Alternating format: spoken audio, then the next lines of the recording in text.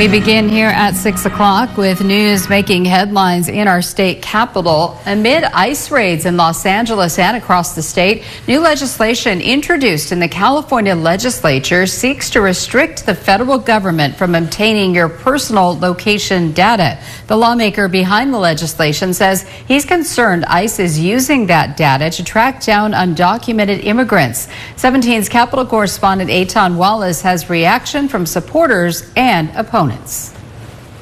To protect your rights, Californians' rights. San Diego Democratic Assemblymember Chris Ward says that's the goal of his new bill, AB 322, also known as the California Location Privacy Act. In a nutshell, if passed, it would restrict major tech and third-party data companies from selling Californians precise location data that can be tracked on smartphones, apps, and other platforms and devices. These devices generate an astonishingly precise map of a lot of our movements, where we go, what we do, and when we do it.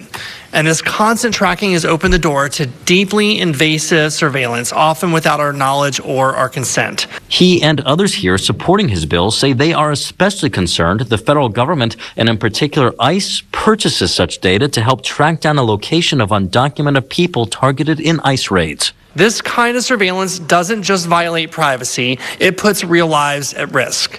It opens the door to stigma, discrimination, and even violence against the most vulnerable among us. He notes California already has some of the strictest data privacy laws in the country, but he adds those laws do not cover the sharing of geolocation data. That's why he says he hopes his new bill sends this message to Californians. That they are not unjustly tracked, that their information is secure, and that they can go about their lives. AB 322 says every Californian, especially our most vulnerable neighbors, we've got your back. On the flip side, Republican San Diego Assemblymember Carl DeMille says he's concerned that the bill will impede ICE's ability to go after true violent criminals who are in the country illegally. This is dangerous, and it just shows that Democrat politicians are willing to bend over backwards to benefit criminals who are trying to evade federal law enforcement.